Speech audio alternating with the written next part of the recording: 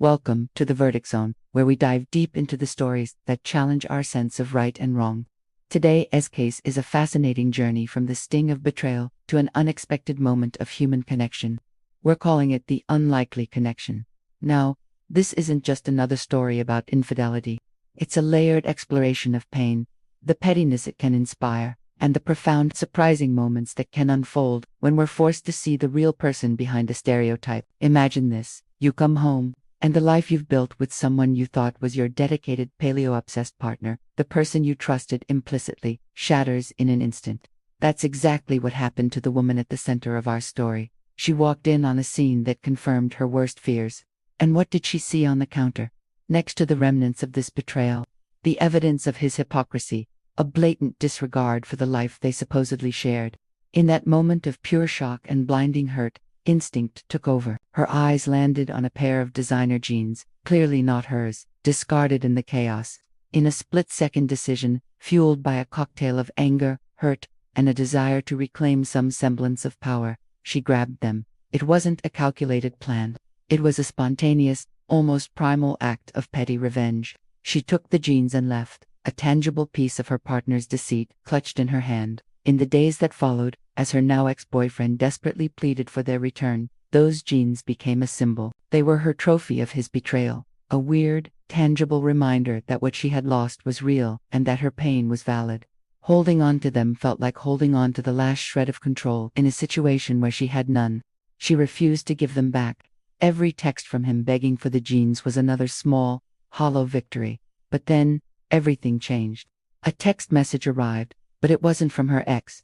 It was from an unknown number, from a woman named Madison, the other woman. The message was startling. Madison explained that she, too, had been completely deceived by the man. She had no idea he was in a committed relationship. But that wasn't the most shocking part.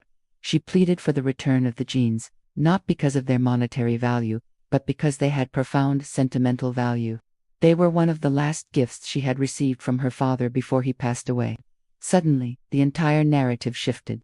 The jeans were no longer just a symbol of infidelity. They were a symbol of a daughter's grief. Madison was no longer just a one-dimensional villain, the homewrecker. She was a real person, a woman who was also hurting, who was also a victim of the same man's lies, and who was now dealing with a complicated grief tied to this very object.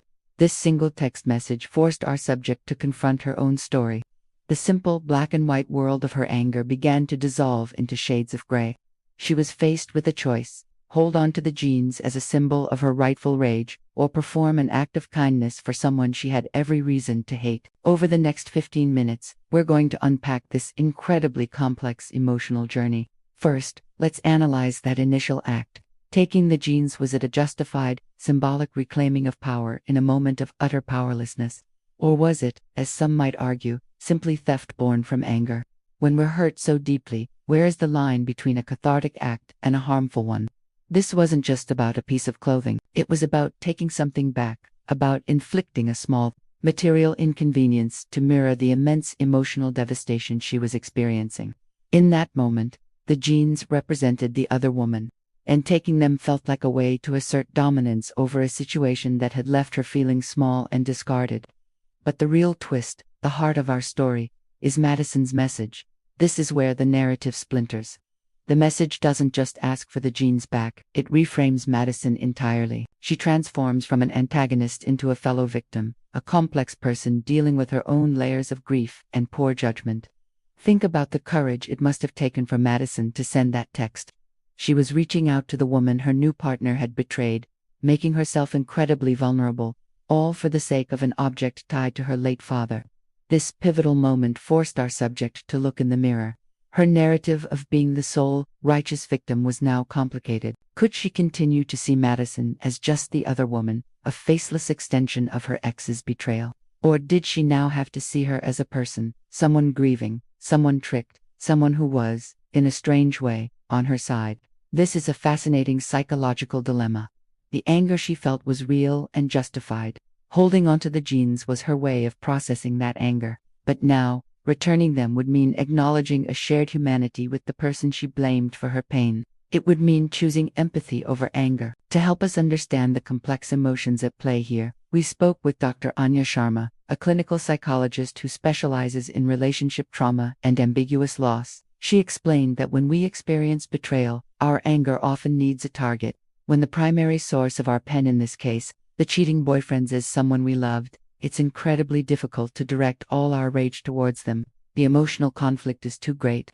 So, we often displace that anger onto a secondary figure. The other person becomes an easy and less complicated target for our fury and blame. They are a stand-in for the betrayal itself. Taking the jeans was a classic act of this displacement, a way to punish the symbol, because punishing the source was too emotionally fraught. We also talked to cultural commentator David Chen, who studies the narratives we build around infidelity. He pointed out how society loves to create simple archetypes: the cheating man, the wronged woman, and the villainous other woman. These stories are easy to digest, but they rarely capture the messy reality.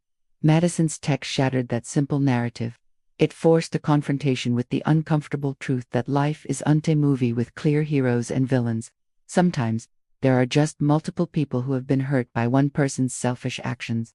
This story is a powerful example of what happens when we are forced to look past the archetype and see the individual. The story culminates in a decision. Our subject, after some soul-searching and even a bit of online stalking to verify Madison's story about her father, decided to meet her. Imagine that coffee shop meeting, the air thick with tension, awkwardness, and unspoken pain. Two women, connected only by the lies of one man, sitting across from each other. They didn't become best friends. They didn't magically heal each other's wounds. But in that small cafe, over a quiet conversation, something remarkable happened. They saw each other. They acknowledged their shared pain. The jeans were returned, not as a concession, but as a peace offering. It was a small act of grace in an ugly situation, a recognition that their real enemy was the man who had hurt them both, not each other. They found a fragile, unexpected empathy, a rare moment of redemption that grew from the ashes of betrayal. This unusual story challenges us with a profound moral question. In the aftermath of betrayal, does recognizing a shared victimhood with the other person obligate us to extend compassion, even when our initial, raw impulse is to see them only as an extension of our own pain? Is it our responsibility to find empathy, or is it okay to hold on to our anger as a protective shield? There's no easy answer. The pain of betrayal is real and powerful, and no one should be told how to feel. But this case suggests that sometimes the path to our own healing might lie in the most unexpected place, in offering a moment of grace to the person we thought was our enemy. Real-life conflicts are rarely black and white. They are messy, complicated, and full of surprising gray areas.